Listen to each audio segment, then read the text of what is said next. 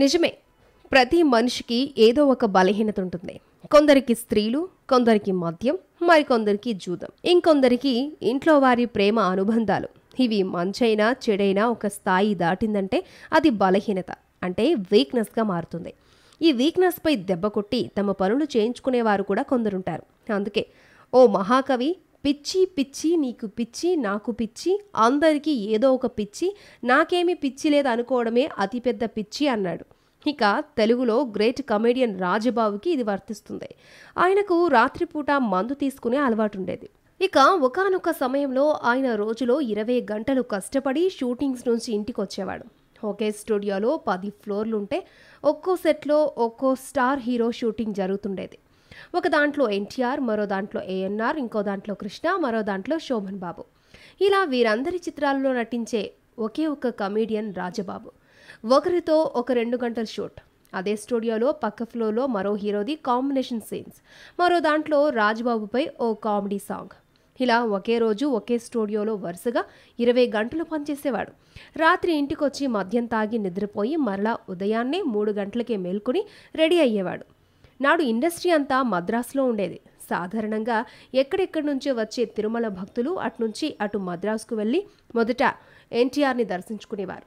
వెంటనే ఆ బస్సులు నేరుగా రాజబాబు ఇంటికి వెళ్ళేవి. ఆయన ఉదయం 4 గంటల నుంచి 6 గంటల వరకు వారిని కలుసుకుని తర్వాత తన పనులు, షూటింగ్లు చూసుకునేవాడు. ఆయనుండే ఇల్లు నాటి ఎవర్గ్రీన్ శివాజీ గణేశన్ వీధిలోనే ఉండేది. నాడు శివాజీ గణేశన్ నాడే తానొక్కడే అత్యంత ఖరీదైన కారు కొన్నారు. దాని విలువ నాడే 1,00,000 పైచులుక. దాని హారన్ కూడా డిఫరెంట్గా ఉండేది. ఆ కారు రోజు రాజబాబు ఇంటి మీదుగా హారన్ కొట్టుకుంటూ వెళ్ళేది. ఆ కారును చూసి రాజబాబు పిల్లలు నాన్న నాన్న మనం అలాంటి కారు ఎప్పుడు కొంటాం అని అడుగుతుండేవారు.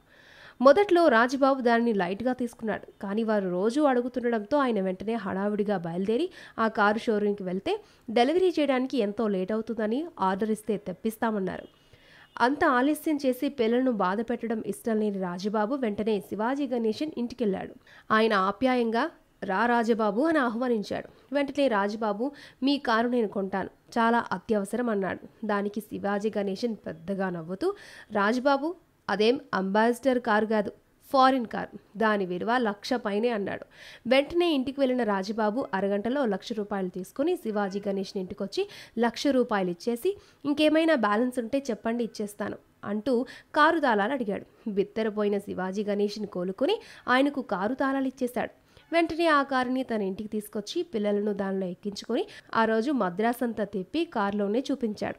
ఇక నాడు ఎంజీఆర్ ముఖ్యమంత్రి అయ్యారు. ఆయన ముఖ్యమంత్రి అయిన తర్వాత మొదటిసారిగా రాష్ట్ర వ్యాప్తంగా సంపూర్ణ మద్య నిషేధం అమలు చేశాడు. కానీ రాజబాబు కారులో మాత్రం ఎప్పుడూ ఫారిన్ మందుబాటులు ఉండేవి. ఆయన ఒకరోజు రాత్రి షూటింగ్ ముగించుకుని రాత్రి 12 గంటలకు అలసిపోయి షూటింగ్ స్టూడియోలోనే మందు తాగి కారులో ఇంటికి బయలుదేరారు. దారిలో పోలీసులు ఆపేశారు. వెంటనే రాజబాబు కోపంగా ఏం కావాలి అని అడిగాడు. నాడు మందు తాగింది లేనిది తెలుసుకోవడం కోసం ఓ బెలూన్ను ఊదించేవారు. దాని రంగు మారితే మందు తాగినట్లు, రంగు మారకపోతే మందు తాగనట్టు. ఆ పోలీసులు రాజబాబును బెలూన్ ఊదమని చెప్పారు. మీరు పక్కకి వెళ్ళండి అంటూ వెంటనే వేగంగా కారుని నడుపుకుని పోలీసులు కేకలు వేస్తున్నా ఆపకుండా ఇంటికొచ్చేశాడు. వెంటనే మరింత మందు తాగి పోలీసులు నన్ను అవమానించారు, ఓ గొప్ప నటుడైన నన్నే అనుమానిస్తారా అని కోపంగా అరిచి వెంటనే తన భార్యను తన తమ్ముడు చిట్టుబాబును తోడు తీసుకుని ఎంత వద్దంటున్నా వినకుండా ఎంజీఆర్ అంటే ముఖ్యమంత్రి నివాసం వద్దకు కారులో వెళ్ళాడు.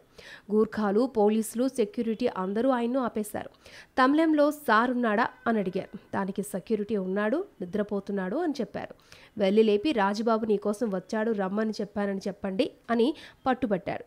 వీలు కాదంటున్నా వినలేదు. భార్య తమ్ముడు బతిమాలడం వినలేదు. వెంటనే నేను ముఖ్యమంత్రి ఎంజీఆర్ని కలవాలి అని పట్టుబట్టడంతో చివరికి సెక్యూరిటీ వాళ్లకు ఎంజీఆర్ని లేపక తప్పింది కాదు. వెంటనే ఎంజీఆర్ ఇంటి బయటకు వచ్చి రాజబాబును ఆయన భార్య తమ్ముడిని ఇంట్లోకి తీసుకెళ్లాడు. ఏంటి విషయం రాజబాబు అని అడిగాడు.